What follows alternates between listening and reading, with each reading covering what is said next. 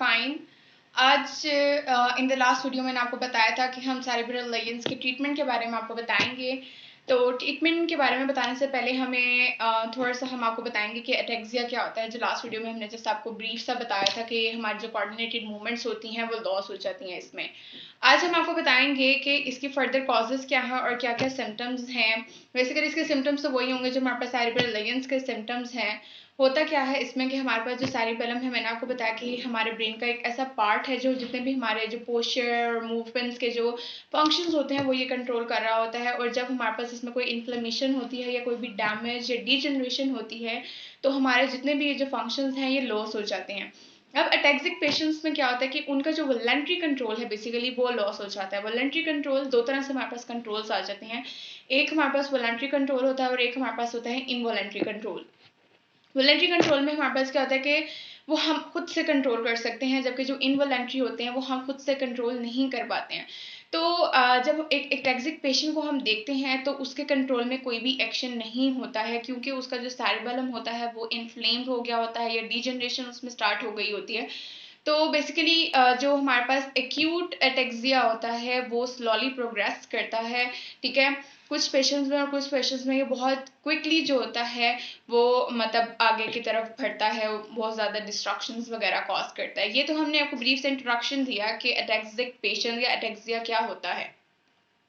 अब हम बात करते हैं कि इसके कॉजेज़ क्या हैं। तो कोई भी वायरल इन्फेक्शन, मैंने आपको बताया था अपनी लास्ट वीडियो में, हेपेटाइटिस ए, चिकन पॉक्स और ये सब जो चीज़ें हैं, या आपका जो सेरेबेलम है वो ब्लीड कर रहा है, कोई भी डिजनरेशन स्टार्ट हो गई है, किसी बैक्टीरिया ने एक्ट कर दिया है, तो ये कॉज करता है आपके जो सेरेबेलम है उसके डैमेज को, जिसकी वजह से आप लोगों के जितने भी ये ब्रेन के फंक्शंस होते हैं ये लॉस हो जाते हैं।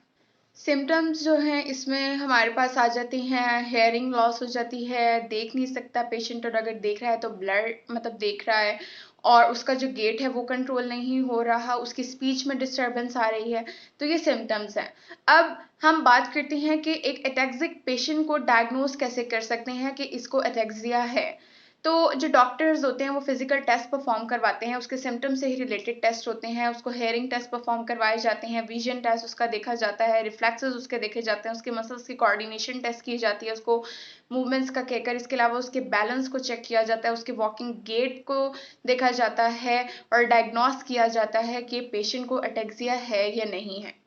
के अलावा जो टेस्ट जो होते हैं वो डॉक्टर्स जो परफॉर्म करवाते हैं, उसमें हमारे पास स्पाइनल टेस्ट आ जाता है। स्पाइनल टेस्ट में क्या होता है कि हम अपने जो स्पाइन है उसको टैप किया जाता है, आपके जो सर्वोस्पाइनल फ्लूइड है उसको टेस्ट करते हैं इस टेस्ट के थ्रू। इसके अलावा हम मसल्स की एक्टिविटी को टेस्ट करते हैं इलेक्ट्रोमायोग्राफी के थ्रू।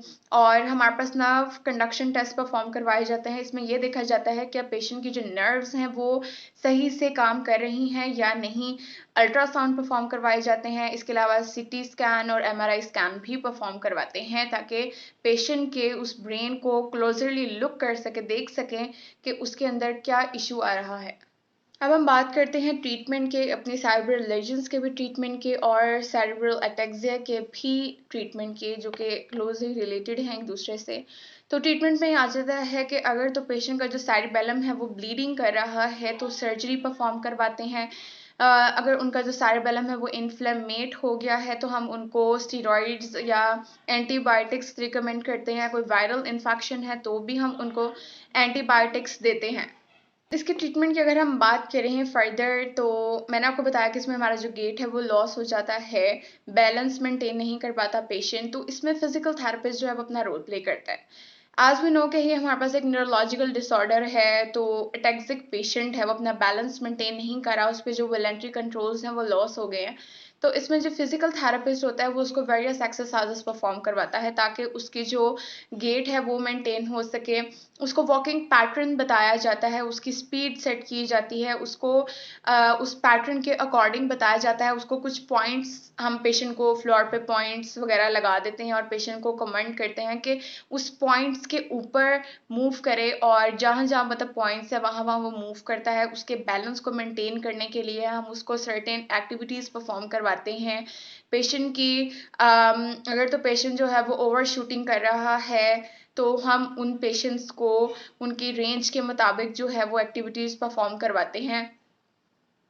थेरेपिस्ट होता है वो बहुत मेजर रोल प्ले करता है एक एडेक्सिक पेशेंट को ठीक करने में, उसका गेट मेंटेन करने में, उसकी नॉर्मल जो बॉडी फंक्शंस हैं उनको रिस्टोर करने में, और उसके मतलब जो सेरेब्रल इंजरीज हैं उसको इम्प्रूव करने में फिजिकल थेरेपिस्ट बहुत इंपॉर्टेंट रोल प्ले करता है। अब वो क्या करते हैं, मतलब कुछ एक्सरसाइज जाहिर सी बात है पेशेंट को रिकमेंड करेगा, कुछ स्पेसिफिक टास्क दिए जाते हैं पेशेंट्स को।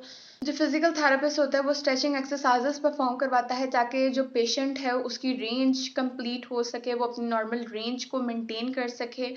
ऐसी एक्सरसाइजेस परफॉर्म करवाता है जिससे उसका जो एम है वो पेशेंट के प्रोप्रियो रिसेप्टर्स जो कि उसके पोस्चर, टोन और इक्विलिब्रियम को मेंटेन कर रहे होते हैं उनको रिस्टोर करवा सके, वो रिसेप्टर्स जो हैं वो सही से वर्क कर सके, उसके जो नॉर्मल रूटीन है पेशेंट को उस रूटीन में लेकर आ सके।